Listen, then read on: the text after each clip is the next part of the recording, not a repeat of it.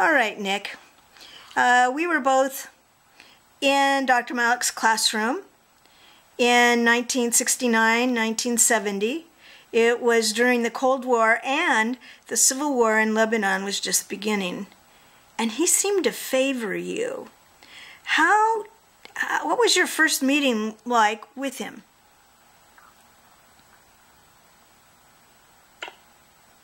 I was impressed by, first of all, his physique. He was a towering figure that I would recall very well. And this,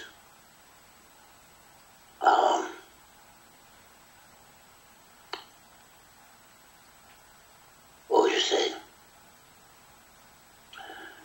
Very imposing figure. And he spoke with authority. I immediately recognized that. I came with a recommendation from Dr. Morgan from Colgate University, and that immediately warmed him up to me, because he liked Dr. Morgan. Dr. Morgan wrote several books on Eastern religions, one on Buddhism, Hinduism, etc.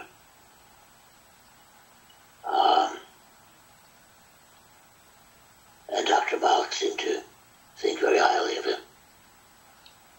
So when I mentioned Morgan, that was sort of getting my foot in the door.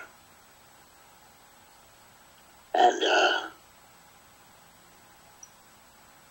after that, it was quite easy to get into his class, which I appreciated. I've got a question for you about Dr. Malik, as I think you respected him a great deal. What kind of impact did his teaching have on you? What do you remember about him? Here's what I found most impressive. I'm grateful for Dr. Morgan for recommending. He said, I know exactly who you have to meet, and that's Dr. Malik. And he had this very sly smile on his face, Morgan, that is, did, because he knew where I was going with my beliefs. He said, you need Dr. Malik, and then I later was able to conclude why. Because Malik was that bridge between the sacred and the profane. The profane was, we were taught in college here in the United States. We never really got into the mystical or the spiritual elements, whether it be in religion or literature or anything else. And here I'm dealing with Dr. Malik was a bona fide, deeply religious Christian, and also a great philosopher in his own right, personal friend and student of Martin Heidegger, and of course instrumental in writing the Declaration of Human Rights. So he was that bridge between the sacred and the profane. As a believing Christian, which he defended to the end, and very knowledgeable of world affairs, and instrumental in creating the United Nations. That's what I respected in him, and I had that part of me. Now, I hungered for that kind of a person. I was able to satisfy the intellectual and the spiritual simultaneously. How's that for an ending? That's good. All right. And do you remember anything that Dr. Malik said that impressed you? At that first meeting? At any time.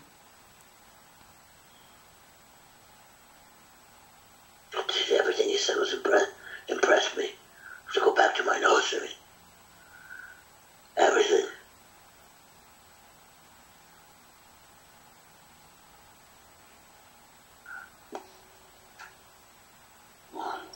Let me see.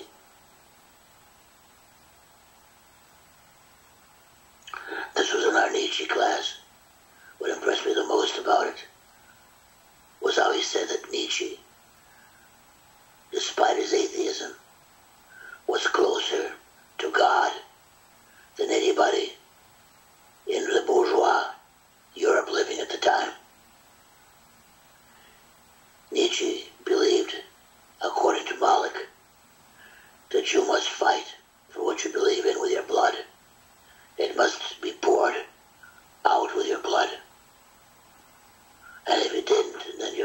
not worth anything.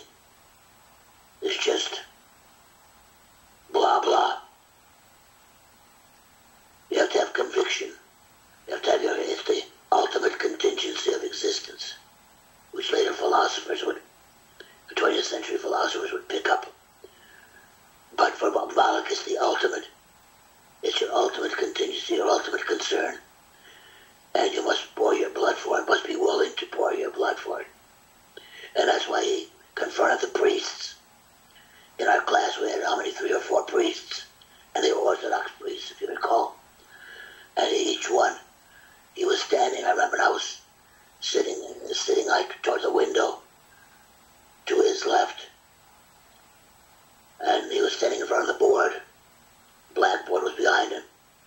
And he pointed his finger at one of the priests and he said, "You, Father, God." He said, "You priest, do you believe in God?" And the poor priest was put on the spot and he smiled childishly like saying, "Well, obviously, otherwise I wouldn't be it." But Malik demanded an answer. And so the priest said, "Yes, well, of course I do." And Malik yelled back, "A liar." That startled me. And when he pointed his finger at the next priest, he said, "You priest, do you believe in God?" And then, of course, again, sheepishly, he nodded. He said, "Yes, Dr. Malik, of course I believe in God." "Liar," Malik would respond. "You do not believe in God unless you pour your blood out for him. You must be willing to die for Christ and God." Those are that really shook me, that a professor would do that in class. And he meant it. And then one other thing he said once, he said, "All your isms, communism, fascism, capitalism, all the isms," he said, "they're not worth a damn." And, there's one other, we had a big battle. Wait a second.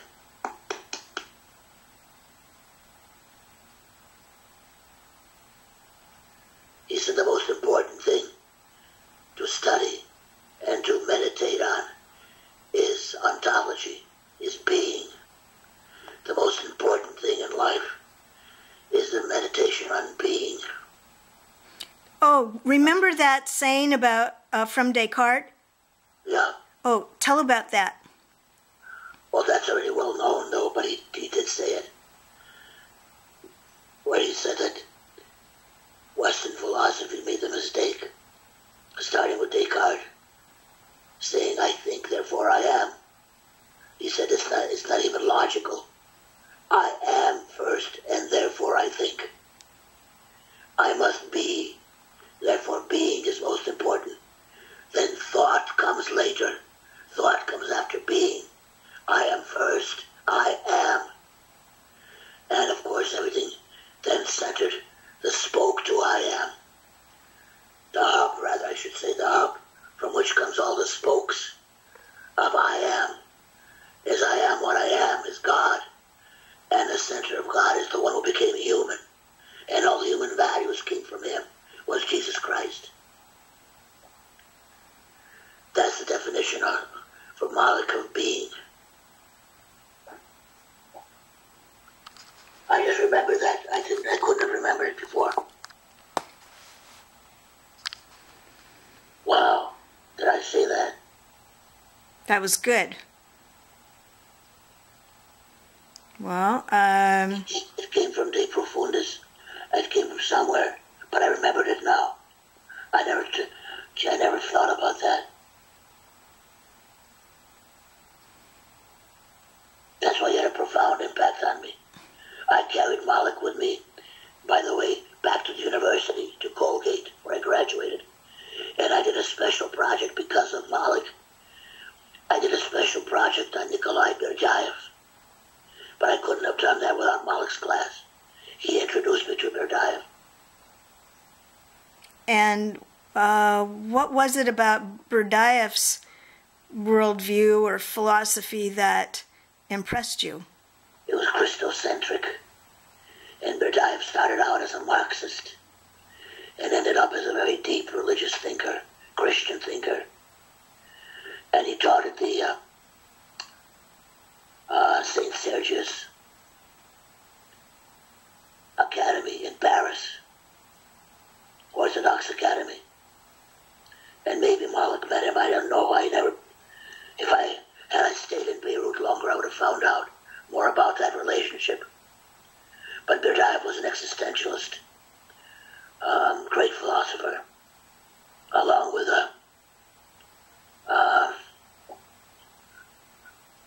Marcel, Ponty, whatever. I forgot their names now.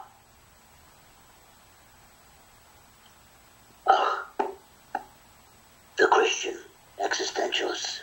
Berdyaev stands right at that of the line. This has to be edited, I hope.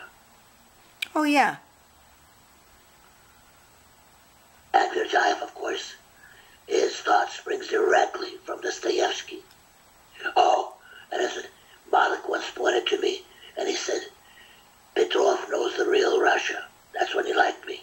Mm-hmm. And he said to me, because he's not involved in what all the rest of you believe in communism, and when he got into his isms, his Russia comes from Tolstoy and Dostoevsky. That's when he mentioned that. And he wanted everybody to read Tolstoy and Dostoevsky, especially Dostoevsky, because there you see suffering. And you get the idea of why suffering is important, and also as part of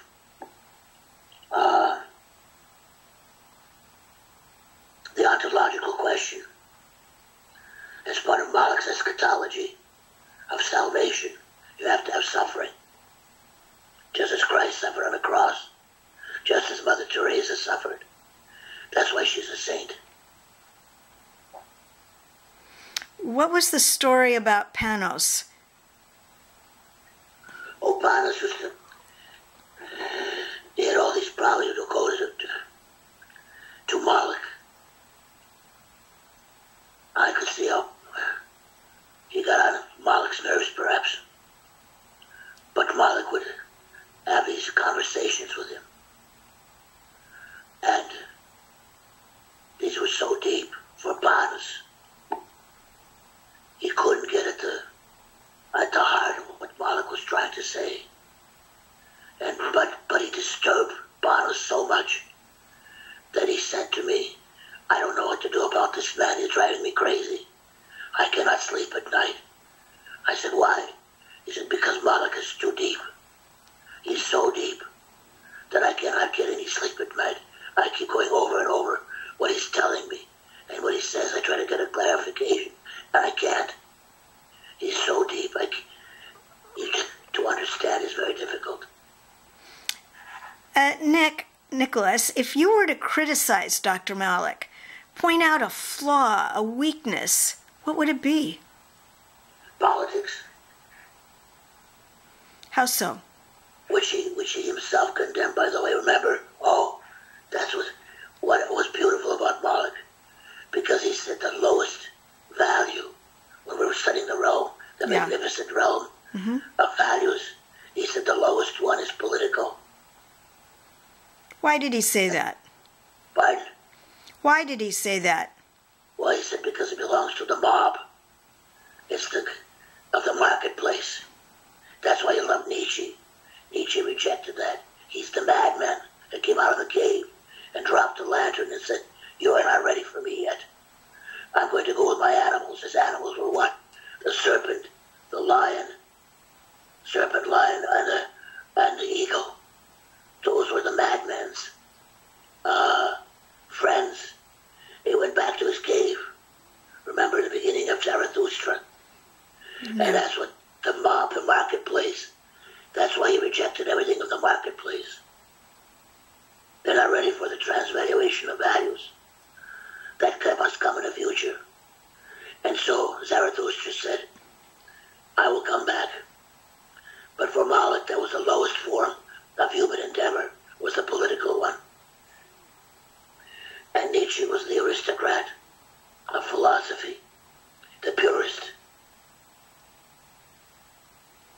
All right, well, I'm going to end it here.